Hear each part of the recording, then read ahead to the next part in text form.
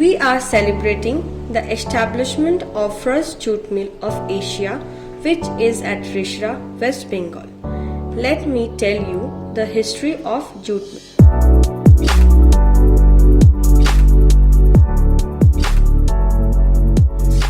The Ackland Mill was the first jute mill established in India.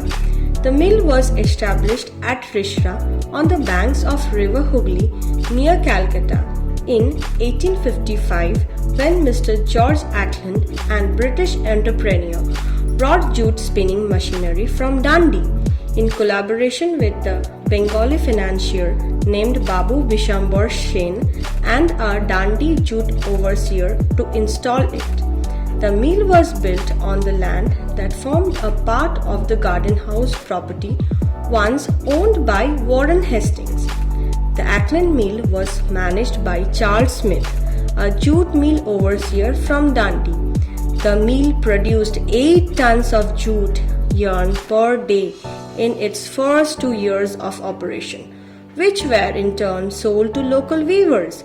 In about 1857, the mill expanded to hand weaving on a small number of frame and handlooms. During the Indian Rebellion of 1857, Ackland hired seamen from the sailors' home in Calcutta, along with the staff that operated the mill, to guard his property. Around that time, Ackland also formed the mill into a limited liability company named Risra Twine and Yarn Mills Co. Limited. Ackland Mill burnt down in 1858. In 1862, Ackland re-established the mill under the name Eschera Yarn Mill. Eschera Yarn Mill was wound up and auctioned off to new owners in 1868, who restarted the mill under the new name Calcutta Jute Mills Co. Limited. After the mill was partially closed down from 1868 to 1872, the mill prospered primarily because of the British demand for cotton caused by the American Civil War, by providing a supply of jute bags to Bombay, now known as Mumbai. In 1877, the mill was transferred to the A.R. McIntosh and Company. It went bankrupt again in 1880. It was then transferred to Chabdani Company and was renamed as the Wellington Jute Mills in 1881, which is the name even at present. The Ackland Mill burned down in 1858.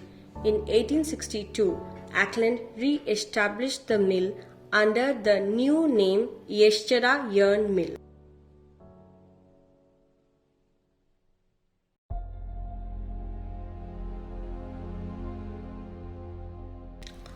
Now we are going to inform you about the evolution of Risra. During the Mughal period, the village Risra and its suburbs were thickly populated. The hot and humid climate of the area was congenial to the textile industry. The land was thus famous for textile and silk weaving.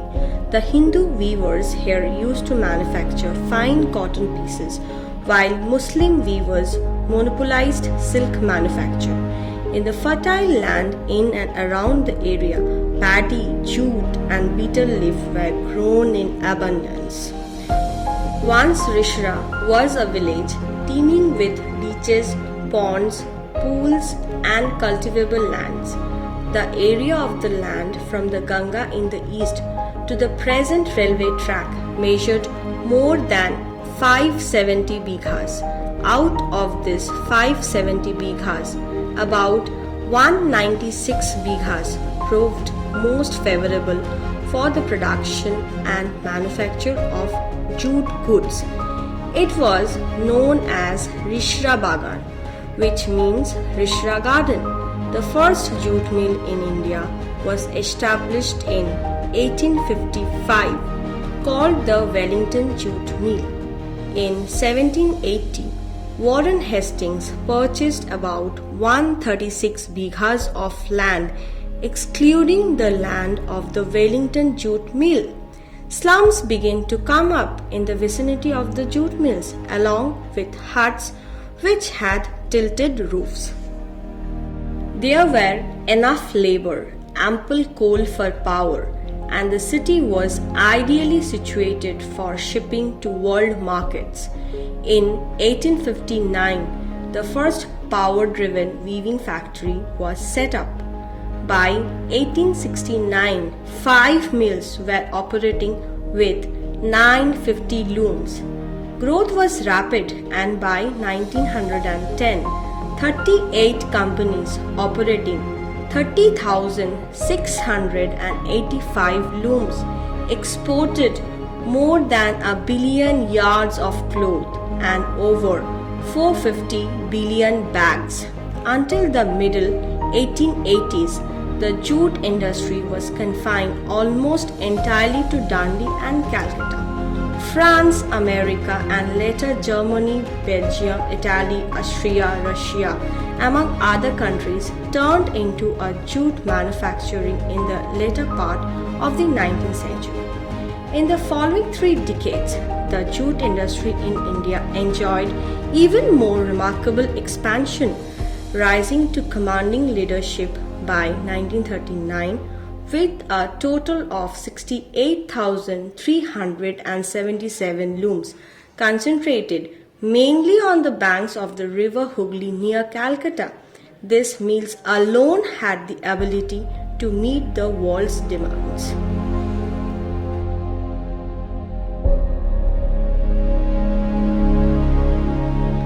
Pandemic has affected everybody, and let me now tell you how pandemic has affected the mill workers and their farmers. The pandemic and the subsequent lockdown in 2020 dashed everyone's hopes. Farmers are unsure how and who will procure their products. The acute lack of jute bags because of the complete shutdown of West Bengal's jute industry, putting lakhs of its workers out of jobs and income have added to their woes. During the harvesting time, the bags produced by these jute mill workers are in maximum demand. As the gap between supply and demand for the jute bags widened, the Union government has allowed the use of plastic bags for stocking agricultural produce.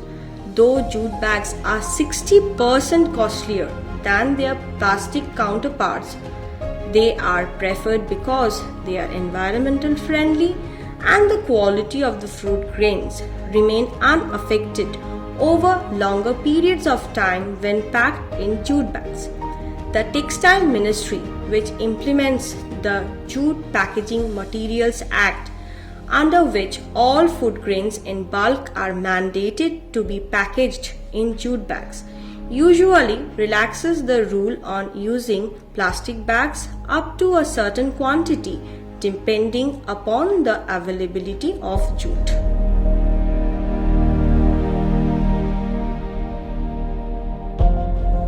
COVID-19 toll on jute industry. Those closely monitoring the jute industry in Bengal feel that while the demand for jute would not be impacted much, as the government has always been in favor of it, ensuring safety of the workforce would be a major challenge. The Union government for the time being has allowed the usage of plastic bags, given the massive demand from the states like Punjab and Telangana, said a former secretary of the Indian Jute Manufacturers Association. The Food Corporation of India has always preferred the use of jute bags, but the major challenge now would be the safety of workers. Normally, jute mills work throughout the year and some have diversified into other jute products, but the industry as a whole is still totally dependent on jute bag production. At present, 42 jute mills, mostly located in the North 24 Parganas, are ready to resume operations.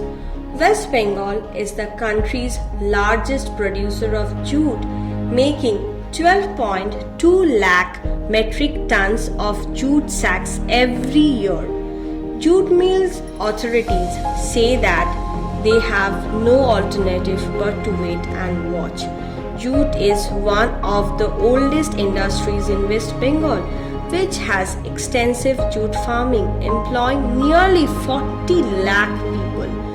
Jute is procured from farmers by the Jute Commission of India, who then sell it to jute mills. We hope and pray that this pandemic to be over soon, so that everybody can be back to their normal track, where the jute mills can operate regularly and normally, whereas the theatre, which is currently taking place online, can also be performed on stage very soon.